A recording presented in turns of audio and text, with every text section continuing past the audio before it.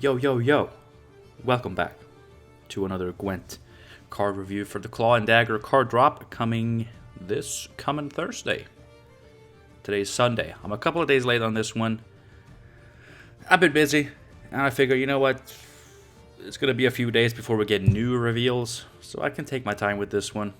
Just really give these cards some thought before I put those thought to video. Right, because the term is put it to paper? I don't know. Skellige. The best faction, in my opinion. My favorite faction always has been. Always the faction I'm the most excited to see new cards for. And always one of the last factions to be revealed. It seems, but not this time. This time they were number 3, and we got to them before the weekend. And, you know, I'll take it. That sounds great. So what are Skellige getting? They're getting beasts. They're getting rain and storm support. Now, beasts, I called it. I think a lot of people called it, you know, the expansion or card drop or whatever you want to call it. It's called Claw and Dagger. Claw means beasts, and who gets beasts? Well, it would be either monsters or Skellige, and it wasn't monsters. They got insectoids, which was cool. So we're getting beasts. Not really beasts with claws, though, because the first one has hooves, if even that, and the others are fish. I guess fish, they have pointy parts, probably.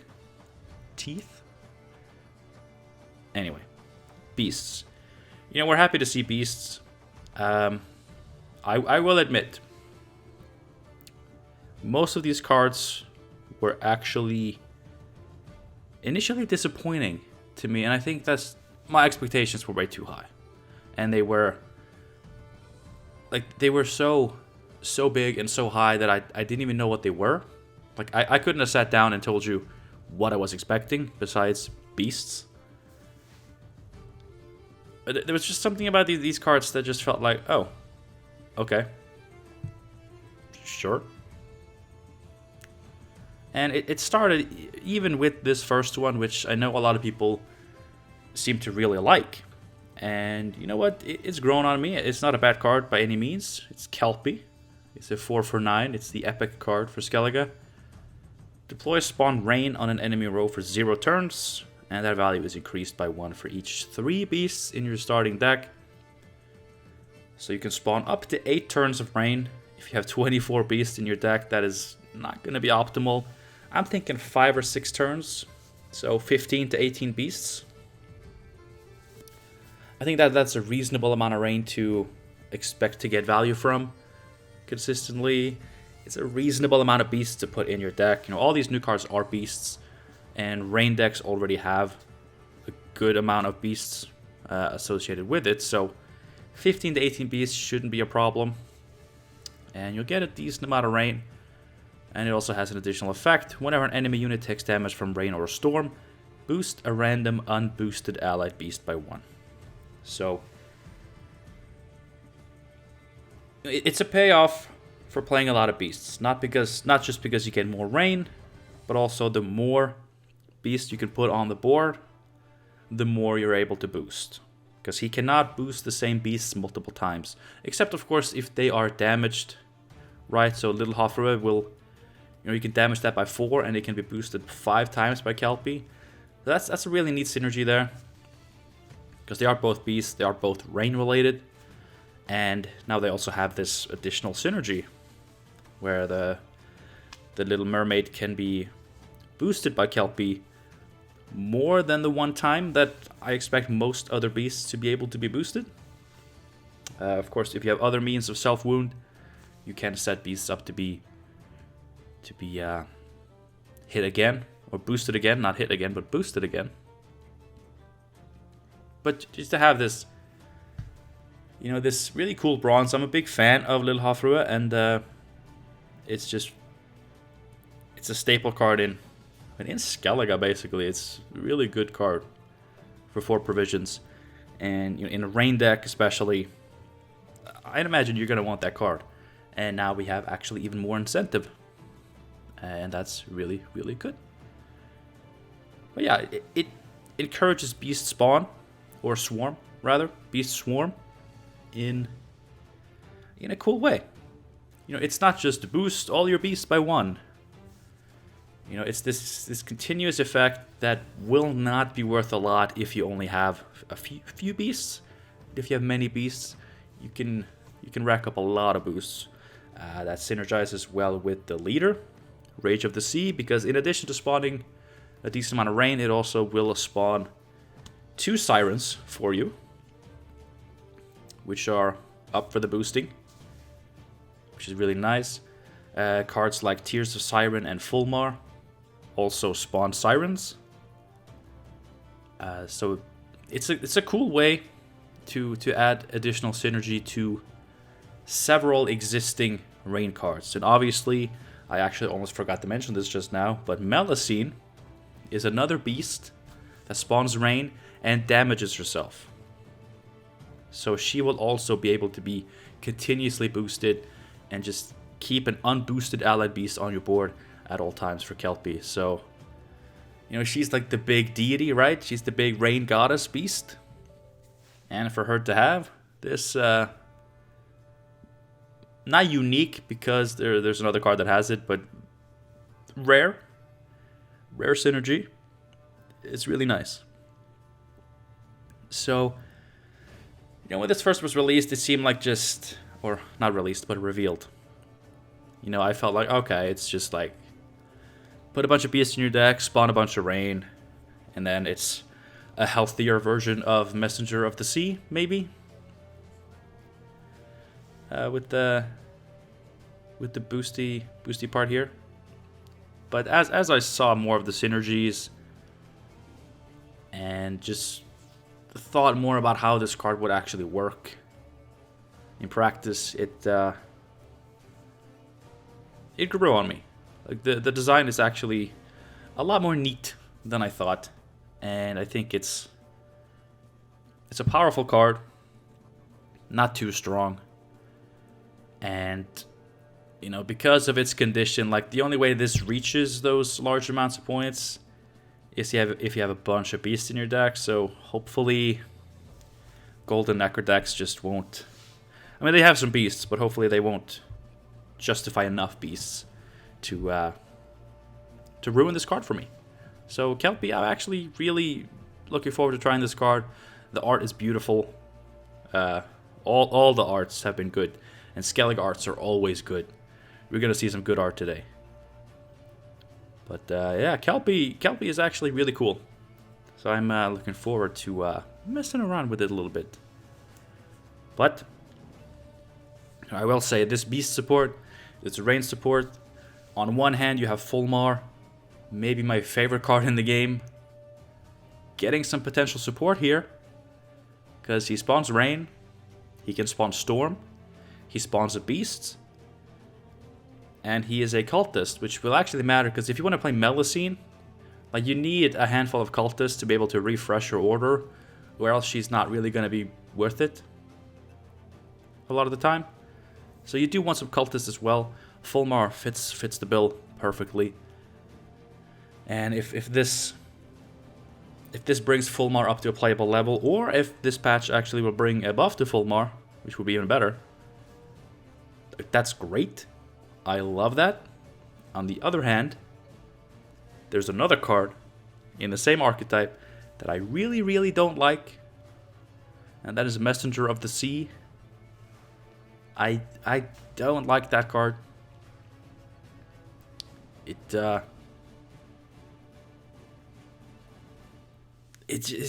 immediately boosts. It's so easy to put it down. It will immediately boost beyond the range of any efficient damage-based removal. It will outscale most, if not all, locks. And then it's just, okay, you can reset it. You can tall punish it. But it's a 6 provision bronze. They have 2 of it. They can res it. And it can easily reach 20 plus points. I don't like that. I don't like that. Honestly, like the way Kelpie does it, where it boosts unboosted allied beasts, it puts a cap on it, right? And, you know, there's a part of me that hopes that, okay, Kelpie having this wording on its boosty effect, maybe that means they're changing Messenger of the Sea. Because honestly, this effect, the boosting a random unboosted allied beast, that could fit Messenger of the Sea as well. Like, I don't think they're going to copy it. I don't think they should copy it. But, you know, it's a very similar thing, but I feel like this could also work for that, because, you know, they're bringing the message of the sea. So when the sea is doing its thing, you know, you get a boost, you get a boost, we all get boosts. It's the message of the sea, and I'm the messenger. And maybe Kelpie is just the big messenger of the sea. You know, he's a horse. Who's a better messenger than a horse? A magic ocean horse. So, I hope they change Messenger in some way. I don't think it's a fun card either. I don't think it adds anything super interesting to the game to justify its existence. It's just a rather dumb way for rain decks to just suddenly get a bunch of points, and if you can't counter it, and you're playing something a little bit wholesome, you're screwed. And that's not fun. So, I would love to see Messenger of the Sea getting a change with this, because I don't want rain decks to be like really popular and really good, and it's just because Messenger of the Sea is such a cheap card that easily hits 30 points. Because like every other card in that archetype, I like or love. But that one card, which I feel is like when the rain cards first became a thing, and that deck existed for a little while, it was Messenger of the Sea. That's what you saw. That's what you lost to. You didn't lose to Fulmar. Some people probably did. Because I think I have seen people complain about him, which is nuts. But it's Messenger of the Sea. It's that cheap bronze that there's no efficient way to remove it. Like, you have to commit more provisions. And it's a stupid card. Let's leave it at that. I'm not going to talk about that anymore. We have 3 more cards to get to, and one of them I'm probably going to talk a lot about as well. So let's move on. Next up, Sea Serpent. 1 power, 5 provisions, another beast. Deploy, boost health by 0, and damage an enemy unit by 3. Increase the boost by 1 for each opponent turn in which rain or storm triggered this round.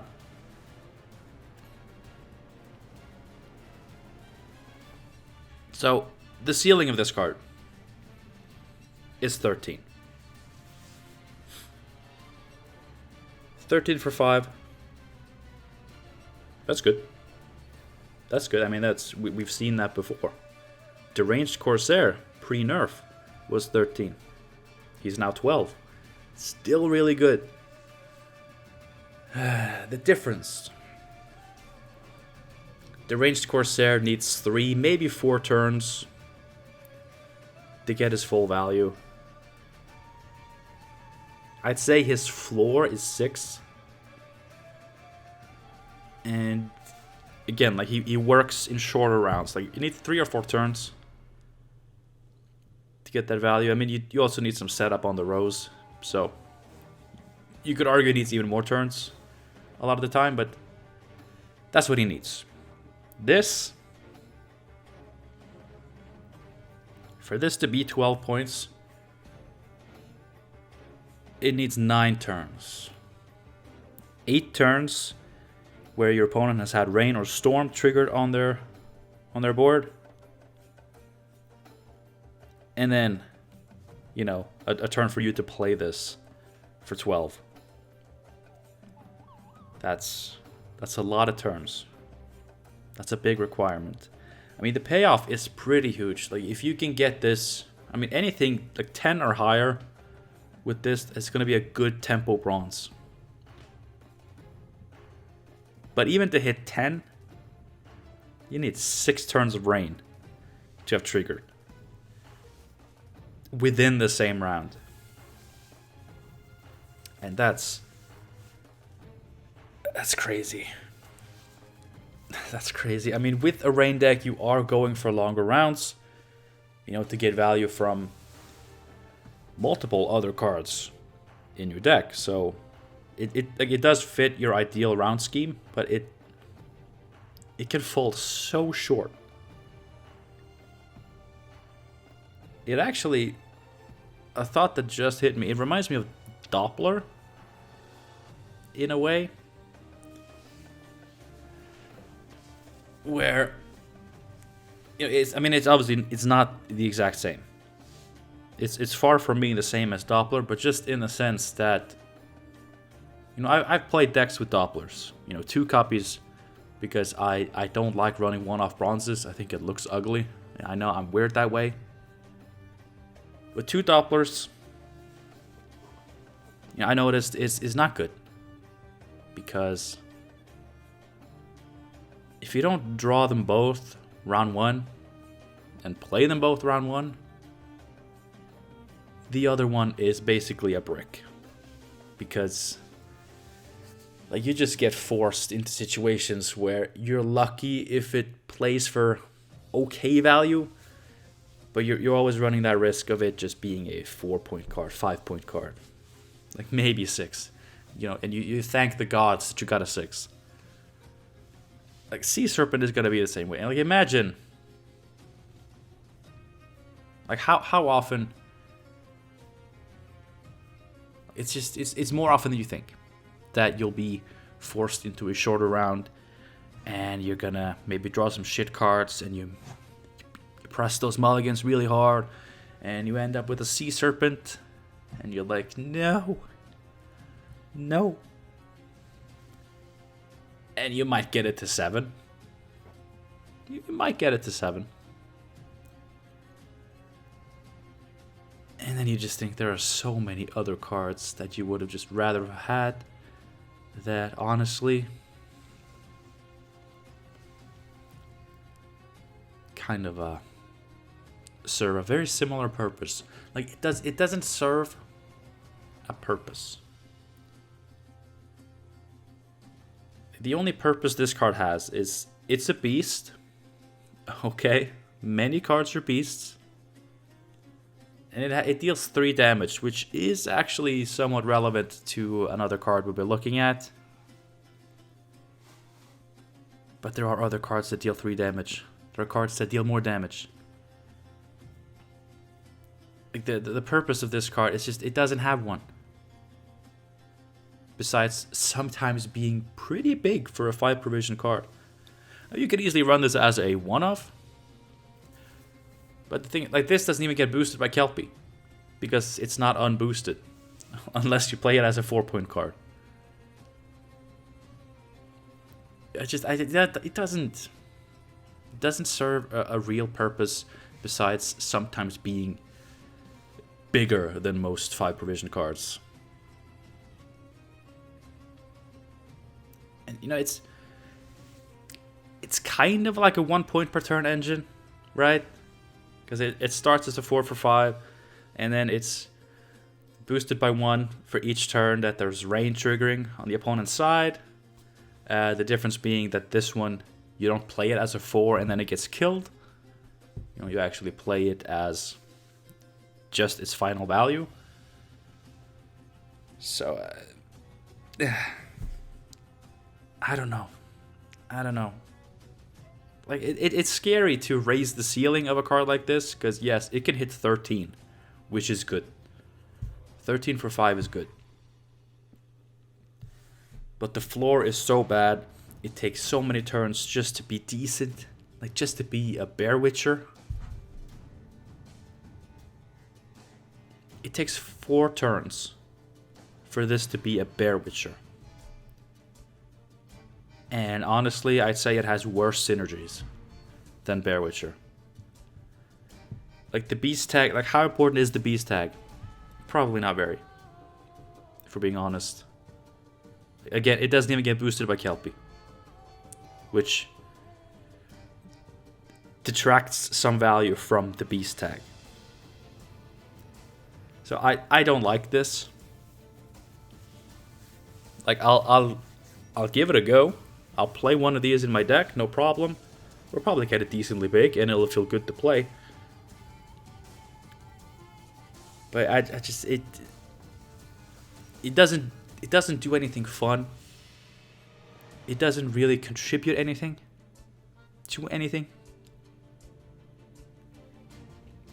And I don't know if the pros outweigh the cons. It's kind of that situation. Gorgeous art, or hideous, should I say? Very scary little fish boy. But a meh card, a very meh card. And I've seen a lot of people agreeing with me on that, so I don't think that's a hot take. But yeah, Sea Serpent. So far, one of my least favorite cards of this card drop. Which is sad to see in Skellige. Really is. But now we have Anglerfish. Here's the card that is literally just a fish. It's just an actual fish that exists. And you know what? It's cool. I respect it. A 3/5 beast. At the end of your turn, if there is rain or storm on both enemy rows, summon self from your deck to your ranged row. At the end of your turn, if neither enemy row has rain or storm, move self to the bottom of your deck. This seems like a very good card. I mean, it's... As long as it doesn't move back to your deck, it is... a slightly weaker Winter Queen that costs 3 provisions less and you can have 2 of it. And sure, it doesn't do the devotion boost self by remaining turns of frost or rain or whatever. But these are huge. These are actual huge. You look at the self-thinning cards that we have, right? Like cards that just pop out of your deck by themselves without you having to play a specific card. So like obviously Wild Hunt Rider is not really... I mean, it's kind of a self-thinner, but you have to play a Wild Hunt Rider to pull out the other Wild Hunt Rider. This, like you just apply rain in any way you see fit to both rows, and these will pop out. You know, we have Roach, which is only 1 more power, but 4 more provisions. Pops out when you play a gold. Knickers, same power, but it has 1 armor, but 3 more provisions. Pops out at random. Winter Queen, 4 for 8. Very similar condition. Does have that devotion thing going for it, which makes it insanely strong. Recently we got Highwayman. Another fairly strict condition. But they have that thing where if the opponent just pings off their armor, they go back on top of your deck. And they're only 1 power. These are 3 power. And you are in control of keeping them on the board. It's not a thing the opponent can activate. Like, as long as you make sure there's rain or storm on at least 1 row, these are staying on your board, and they are just 2 additional beasts. That's 2 beasts for Kelpie to boost. It's just 6 extra points on your board. 6 extra points. And 2 5 provision cards thinned out of your deck. It's crazy. Like, yes, they make your mulligans a little wonky. But, I mean, you can afford to have 2 of these in your deck if the rest of your deck is not super wonky on the draws and mulligans and bricks. And rain decks, they're not really looking to mulligan much else. So if you just focus your mulligans on keeping the Anglerfish in the deck for round 1, and you pull them out, 6 points of tempo, super efficient thinning. And again, it should be easy to keep these on the board. They're not. These won't be popping back in your deck a lot, will they? I don't see that happening. And, you know, Corrupted Flaminica, once beast in the graveyard, you know, they have said that they are working on a change to her that seems to still keep her somewhat the same, but maybe just a little bit better. Although, honestly, I would just like a rework.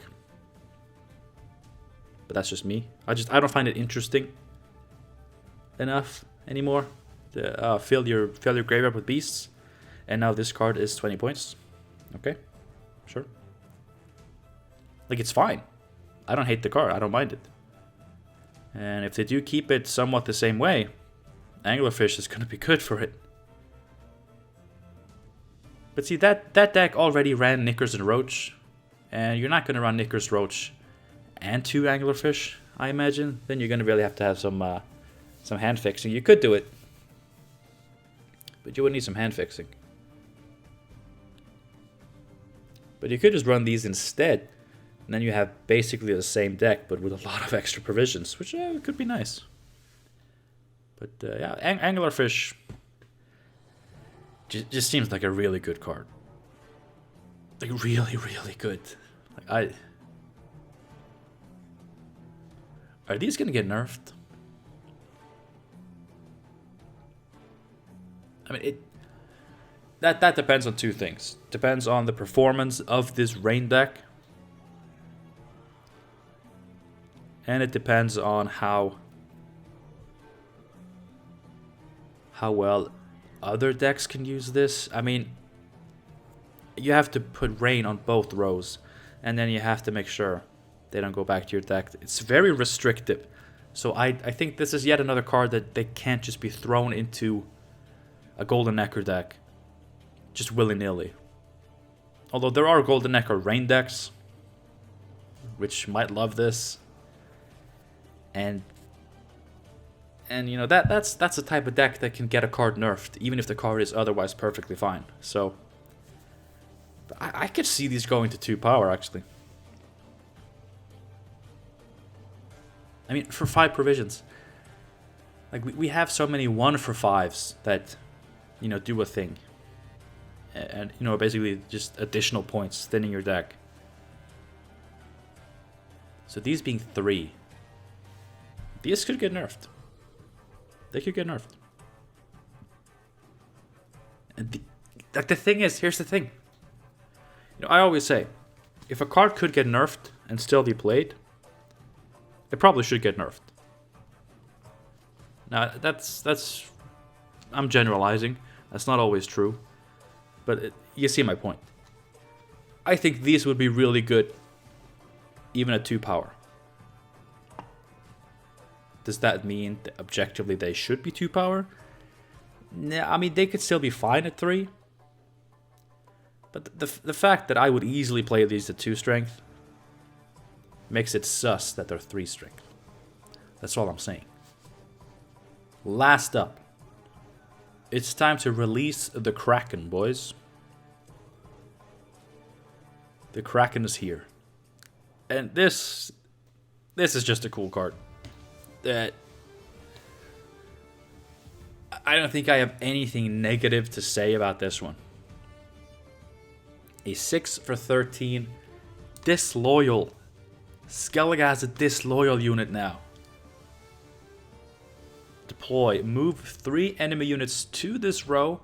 Damage them by 2. So effectively, if you're hitting 3 enemies with this, it's the 0 points there. He's negating his own negative points. And spawn Storm for 3 turns on this row. Let's stop there for now. So you give your opponent 6 points. You immediately take away 6 points. And then there's Storm for 3 turns. Now, if you watch this far and you're still unsure what Storm does, You know, it's like rain, but it hits every unit on the row. So up to 9 points per turn for 3 turns. You're rarely gonna hit the 9, but you're gonna hit the Kraken. You're probably gonna hit the 3 units you moved. And there are gonna be units already on the row before you move. Like you're gonna get a big storm. Like easy 6 units at least. Probably more. Honestly, it's probably gonna be more. Like 6 or 7 units easy, maybe, which is 18 to 21 points.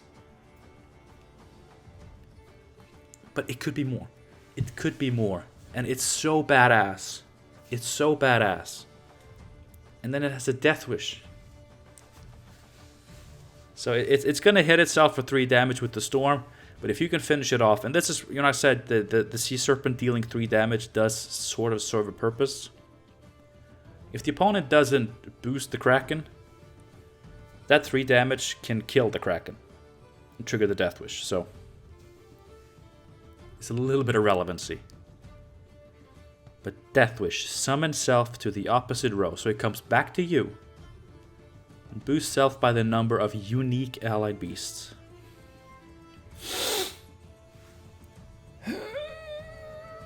So many points. Like it comes back to you. 6 extra points right off the bat.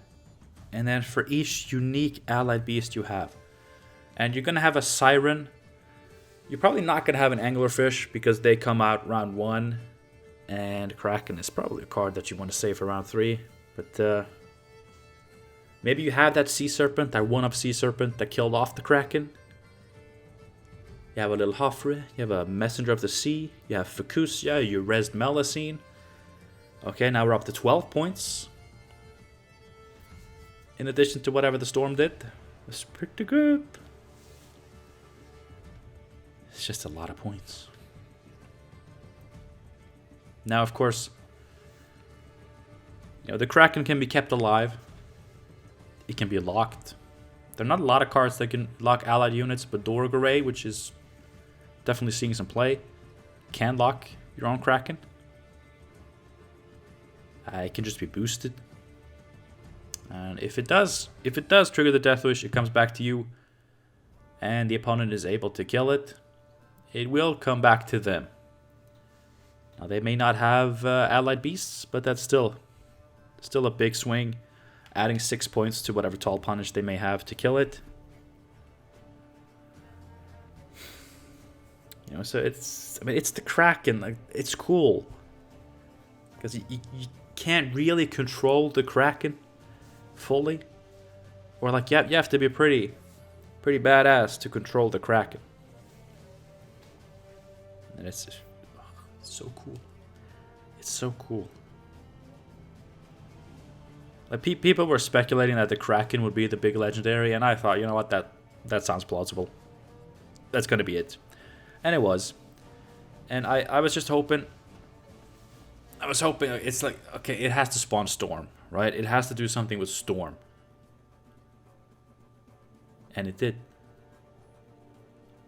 And I also thought, not specifically for this card, but just for the archetype, Skellige really should have some movement.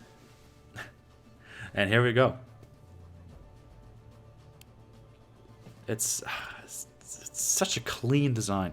It's so good. It's so good. And people are divided. Some people are saying this is just yet another broken card for Skellige. Others are saying it's shit. I'm saying it's... I think it's really strong. And it might be broken. I don't know. But it is 13 provisions, and as we have learned, cards that are 13, 14 provisions, they're supposed to have obscene power levels. Even some 12 provision cards, like Sove. You know, if Sove can be, you know, so easily 24 points, 20, 24 points, you know, the Kraken should be able to you know, maybe hit 30. Like, again, keep in mind, this is not just you play Kraken and you get 30 points. Like, you gotta wait.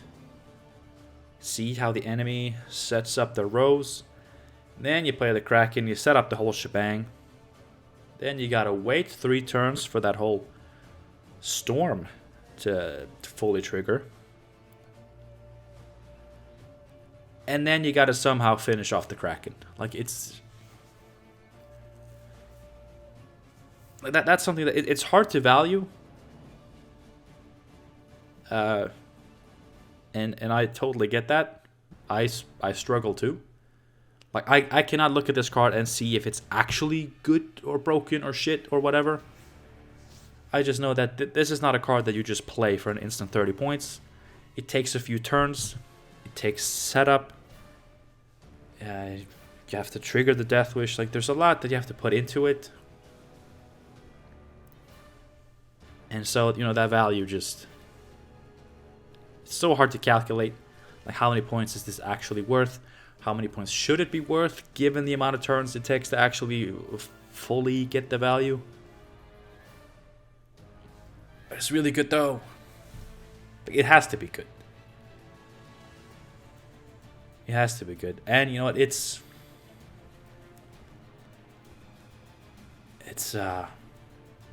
another clean design. Like, I don't know.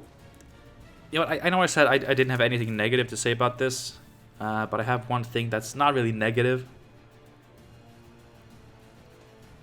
But it's regarding the boost self by the number of unique allied beasts. Does it need that? Like, everything else is so badass, and it's so fitting for the Kraken. And it's gonna feel so good to play it.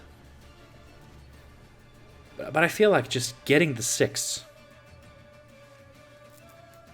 back on your own row, I just feel like that's gonna be enough. But if it like boosts up to like 10, 12, that might just be too much. But I mean, it depends on the setup, right?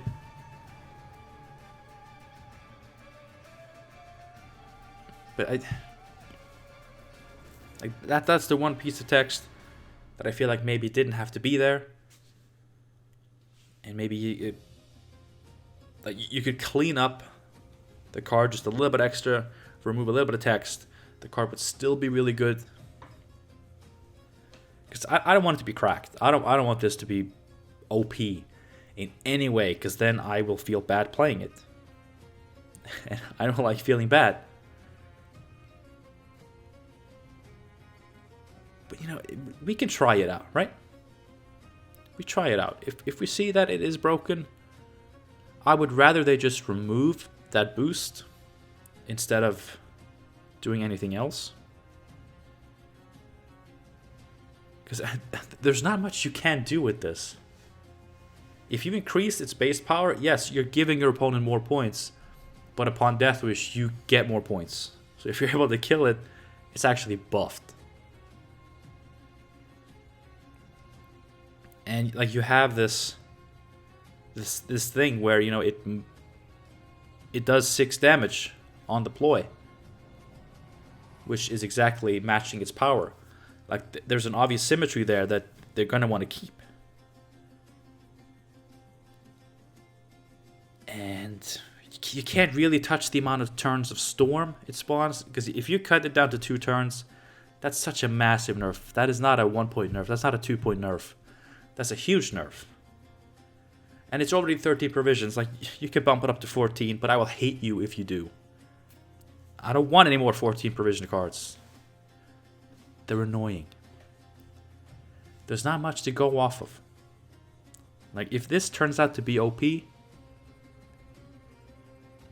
there's not much you could actually do to nerf it. But I would prefer if that initial nerf was just removing that boost. Because it would just make the card text even cleaner. Take away that one part that I don't feel needs to be there. I don't feel... Like, I mean... the Kraken, he's like the lord of the... Right? He's like the big boss. Lord of the sea or whatever. So I can see the flavor of him being a payoff for having a lot of different beasts. Like all the fish. If you have all the fish, then you get a big Kraken. But yeah, if this card is playable without that boost, I would want them to remove the boost. That's a quick way of saying something that I probably spent 10 minutes on already. I like to ramble. I have a lot of thoughts. If this card is playable without boosting by the number of unique allied beasts, then I'd rather he just didn't boost. It will make the card text even cleaner. And just beautiful. It's a gorgeous card. The whole thing though, the whole package. I love it. So, you know, we had Sea Serpent, which is maybe my least favorite card revealed so far. But then we have Kraken, which is probably my favorite card revealed so far. So, you win some, you lose some. Overall, you know, it's like I said. Like, overall, I'm happy with these new cards for Skellige. I'm happy to see beast support. I don't mind seeing range support. But ultimately, my feelings about this whole archetype and these new cards supporting it is really going to come down to what happens with Messenger of the Sea if that card remains unchanged. Like that card, if you're wondering why I haven't done a rain video, if you're wondering why I haven't played a rain deck on the channel, it is just because of Messenger of the Sea. Because I hate that card, I don't want to play it, but playing a rain deck without it just seems stupid. Why would you do that? It is the rain payoff card. So yeah, if nothing happens with that card, like I don't know how much rain I'll be able to play. Because I don't want to play that card. I don't want my deck to be built around that card. But we'll just have to see. We'll just have to see. Alright. Thank you for watching. I hope you enjoyed hearing my rambly thoughts. If you have any thoughts of your own, I would love to hear them down below. And tomorrow, Syndicate reveals, which, you know, might be my shortest reveal review video this time around, just because I mean, it depends what they show, but generally speaking, I know very little of Syndicate. Like I don't have as much to go off of when it comes to determining their power level, evaluating their viability, you know. But they're probably gonna get some cool stuff. Like I look forward to seeing it, so we'll be talking about that soon. Maybe tomorrow. Either way, I hope to see you there. Until then, have a good one.